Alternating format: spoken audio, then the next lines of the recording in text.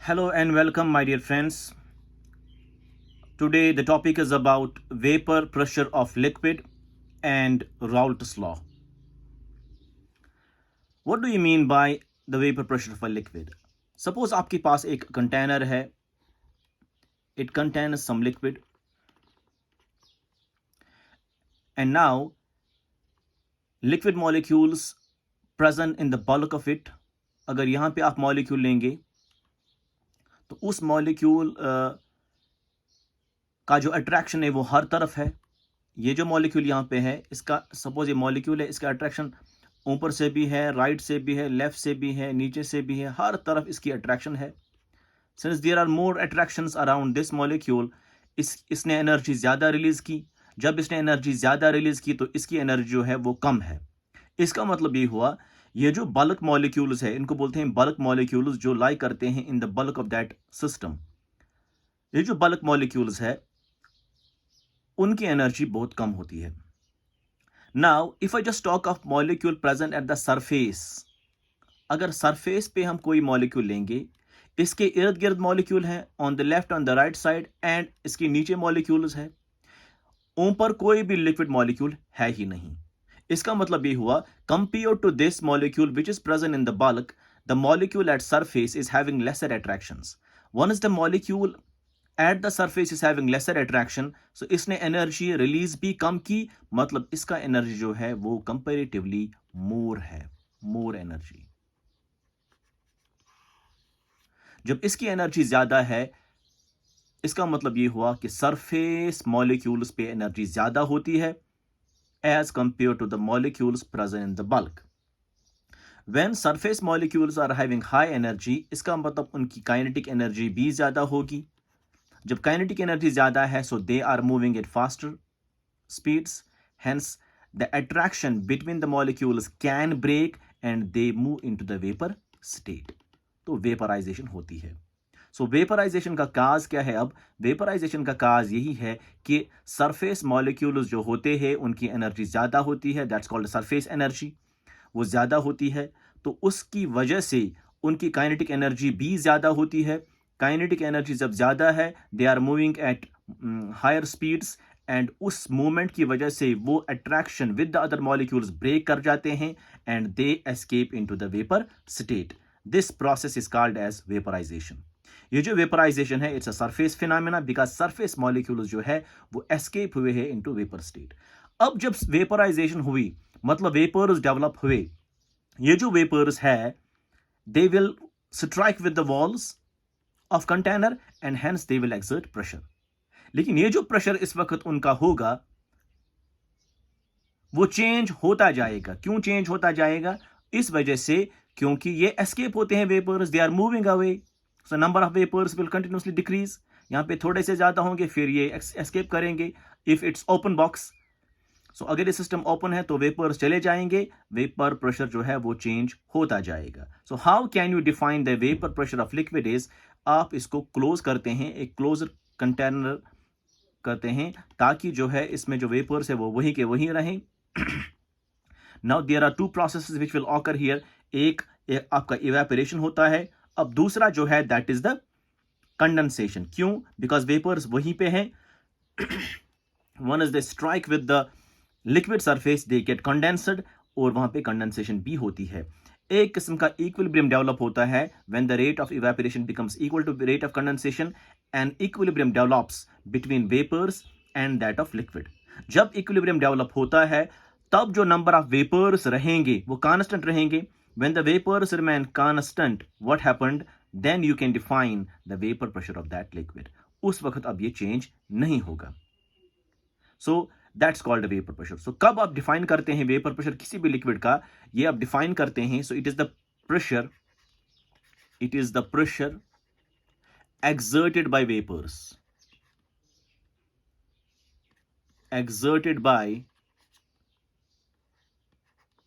exerted by vapors of a liquid, pressure exerted by vapors of a liquid when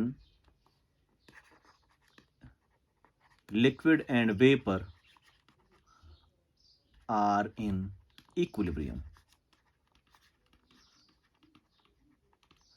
जब ये जो liquid है और इसके जो वेपर्स है ये डेवलप करते हैं इक्विलिब्रियम, तब ये वेपर्स कितना एक्सर्ट करेंगे pressure, we call that pressure as vapour pressure of that liquid. I hope you understand it. So दो बातें आपने याद रखी यहां पे. पहली बात यह है कि सरफेस मॉलिक्यूल्स पे एनर्जी ज्यादा होती है as compare to the molecules in bulk. जब सरफेस मॉलिक्यूल्स पे एनर्जी ज्यादा है, मतलब ये कि वही मॉलिक्यूल्स जो है उनकी काइनेटिक एनर्जी ज्यादा होगी and they will escape into the vapor state. So vaporization is basically a spontaneous process and is a surface phenomena. ये दो बातें आपने याद रखी with respect to vaporization. So spontaneous process है ये क्या, vaporization और evaporation, और जो है ये surface phenomena है. It's a surface phenomena. Spontaneous process, surface phenomena. जब वेपर्स डेवलप हो गए ये एक्सर्ट करेंगे प्रेशर, लेकिन वो जो प्रेशर अगर ओपन बॉक्स होगा तो it will continuously change, so you cannot define it. How you can define it? Once you put in a closed container, ताकि वहाँ पे equilibrium develop हो जाए. जब equilibrium develop हो जाए तब number of vapors constant रहेंगे. Then the vapor pressure of that liquid will also be constant. Then you define the vapor pressure. So vapor pressure is the pressure exerted by vapors of a liquid when liquid and vapor are in equilibrium. So it is defined in closed vessel. Defined in closed vessel. क्यों? ताकि equilibrium जो है वो develop हो जाए. शाबाश. अब जो है हमारे पास what are the factors which will affect this vapor pressure? So factors affecting vapor pressure. Factors affecting vapor pressure. हमारे पास मेनली 3 फैक्टर्स हैं which will affect vapor pressure. So number 1 factor is nature of liquid. Nature of liquid.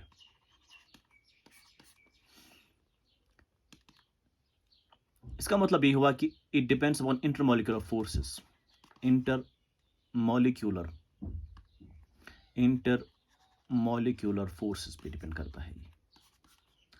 अगर intermolecular forces strong होंगी, अगर intermolecular force strong होंगी, देखिए हमारे पास एक equation है जो आपका ये प्रेशर है, pressure that's equal to vapour pressure is actually proportional to delta H V exponential of minus delta H V vaporisation divide by R T.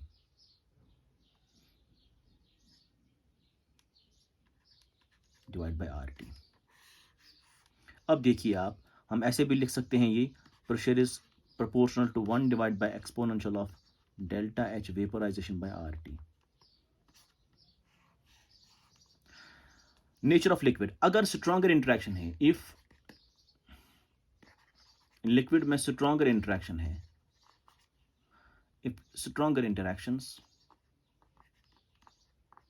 तो क्या होगा, जब बॉन्ड स्ट्रॉन्ग है इसका मतलब delta H vaporisation will be large, will be very greater. जब delta H vaporisation greater है, क्यों ग्रेटर है? Because interaction is stronger, you need more energy to vaporise it. So delta H vaporisation बहुत ज्यादा होगा. जब ये ज्यादा है तो ये वाला टर्म जो है वो ज्यादा होगा. जब ये वाली टर्म ज्यादा होगी उसका मतलब प्रेशर कम होगा. सो vapour pressure is low. Vapour pressure is low. अगर अब इंटरैक्शंस वीकर है, इफ लिक्विड में जो इंटरैक्शंस है दे आर वीक. अब इंटरैक्शंस अगर वीक है उसका मतलब डेल्टा एच वेपराइजेशन जो है वो लेस होगा, स्मॉल होगा. तो vaporisation, enthalpy of vaporisation is lesser. इसका मतलब ये हुआ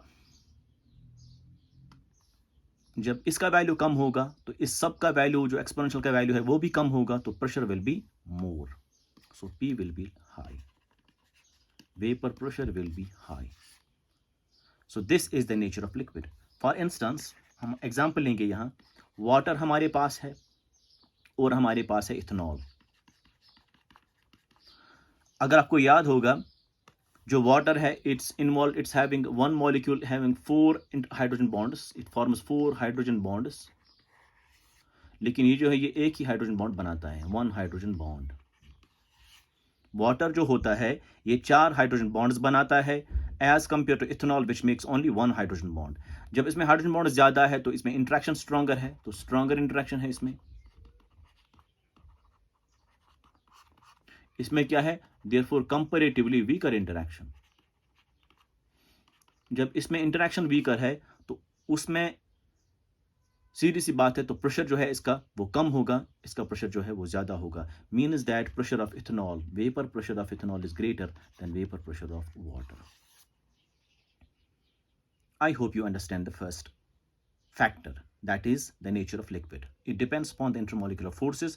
जितने intermolecular forces stronger होंगे उतना उसका प्रेशर लो होगा, जितना वीकर होगा उतना उसका प्रेशर ज्यादा होगा, according to this equation. Next factor क्या है आपका पास? Next factor is number 2 is temperature. Temperature. Expression क्या है, अगर आप यहाँ पे देखेंगे एक्सप्रेशन फिर से मैं लिखूंगा 1/e⁻ΔHV/RT। ये आपके लिए वेपर प्रेशर की एक्सप्रेशन है। तो सीधी सी बात है, जितना आप टेम्परेचर राइज करेंगे उतना इसका वैल्यू जो है वो कम हो जाएगा। जब इसका वैल्यू कम हो जाएगा, ΔHV/RT का वैल्यू कम हो जाएगा, तो एक्सपोनेंशियल वैल्यू का भी कम हो जाएगा, pressure will be more. So pressure, vapour pressure is high. So जितना आप टेम्परेचर राइज करेंगे वेपर प्रेशर इंक्रीज होता जाएगा, and vice versa, which means अगर आप टेम्परेचर डिक्रीज करेंगे तो इसका वैल्यू बढ़ेगा, तो इसका वैल्यू भी बढ़ेगा, तो pressure will be lesser, and vice versa. This is the effect of temperature. This is the effect of temperature. अगर आप यहाँ पे लिखेंगे it's vapour pressure, its temperature over here, so with increase of T vapour pressure increases like this. Number third factor is it has no effect.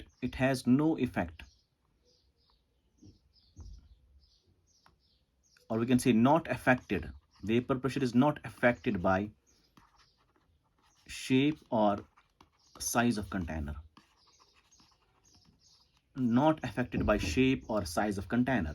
For example, अगर आपके पास container ये है, so you have a liquid over here. These are the vapors. It gives vapor pressure suppose P1. आपके पास अब बड़ा वाला container B है, so it's having a liquid over here. So you are having vapors. It's having a pressure P2. So P1 will be equal to P2 because it does liquid same है. Liquid यहाँ पे भी H2O ही है, liquid यहाँ पे भी H2O हुई, temperature यहाँ पे भी T1 है, temperature यहाँ पे भी T1 है. So temperature is same, system is same, means molecule is same. तो pressure जो है वो भी बराबर होगा because it doesn't depend upon the shape and size of container. Number 4 factor we can write here, that is if you make a solution. So vapor pressure जो है, vapor pressure is affected by adding a solute into that solvent, into that liquid solvent. अगर आपने उस liquid में अब कोई salute डाला solution बनाने के लिए, तो वेपर प्रेशर जो है वो अफेक्ट होगा। कैसे अफेक्ट होगा, देखिए, अगर आपका सल्यूट जो है वो वोलाटाइल होगा, तब जाके जो प्रेशर है, pressure will be high, pressure increases. क्यों? बिकॉज वहां पे वेपर्स बनेंगे दोनों के, लिक्विड के भी और दिस सॉल्वेंट के भी और सल्यूट के भी। So you have a solution that's having A component and B component. B component is the pure liquid, that is solvent, and this is called as solute. ठीक, अगर ये volatile हुआ तो वेपर्स जो है, वेपर्स दोनों के बनेंगे, वेपर्स आपके A के भी बनेंगे और B के भी बनेंगे, तो टोटल वेपर प्रेशर जो है इसका इंक्रीज हो जाएगा। So vapour pressure will be high, it will increase. If solute जो है नॉन वोलाटाइल होगा तो वेपर प्रेशर जो है वो डिक्रीज होगा। This is important. कैसे डिक्रीज होगा, देखिए, जब आपके पास एक कंटेनर है, उस कंटेनर में पहले खाली सॉल्वेंट था, तो यहां पे खाली सॉल्वेंट मॉलिक्यूल्स थे on the surface of it. जब solvent molecules on the surface थे तो सॉल्वेंट मॉलिक्यूल्स ही एस्केप होते थे into vapour state to give the vapour pressure. ठीक, अब जब अगर आपने इसमें डाला नॉन वोलेटाइल सल्यूट, तो सोल्यूट डालने के बाद ये सोल्यूशन बन गया। जब ये सोल्यूशन बन गया तो सोल्यूशन बनने के कारण क्या हुआ कि इसमें जो सोल्यूट है वो डिस्ट्रीब्यूट हुआ equally through out the solution, तो वो सरफेस पे भी आ गया कुछ अमाउंट। ठीक, तो इसका मतलब ये हुआ ये जो number of particles, number of solvent molecules at surface वो डिक्रीज हुए, तो नंबर ऑफ वेपर्स भी कम हो जाएंगे, because some surface is occupied by solute, some surface is occupied by solvent.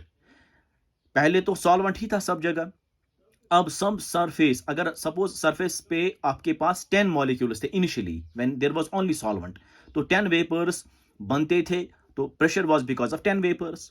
अब जब आपने सोल्यूट डाल दिया तो सोल्यूट ऑक्यूपाई सम सरफेस, अब सरफेस पे सॉल्वेंट मॉलिक्यूल्स खाली 7 रहे, 3 molecules are from solute, so they can not move into the vapour state because they are non volatile, so 7 molecules ही फिर एस्केप हो जाएंगे into vapour state to develop the pressure, that's why pressure will be lower, so pressure decreases if the solute is non volatile, this is important.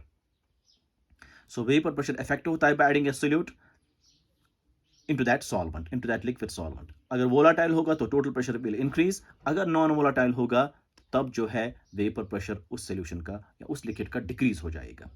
So these are some of the factors which affect vapor pressure of liquid। non volatile solutes में example क्या है, उसमें usually example आती हैं आपका urea, glucose, sucrose, these are some of the examples of these। इसका molecular mass 60 होता है, इसका मॉलिक्यूलर मास 180 होता है, इसका मॉलिक्यूलर मास 342 होता है, ये आप याद भी रख सकते हैं। these are the molecular masses for problem solving। अब ये जो है, ये जो इफेक्ट है adding some solute into that liquid, ये स्टडी किया है एक साइंटिस्ट ने, उसका नाम था राउल्ट, तो उस बेसिस पे इसने एक लॉ दिया, that's called as Raoult's law. So we have now Raoult's law, Raoult's law।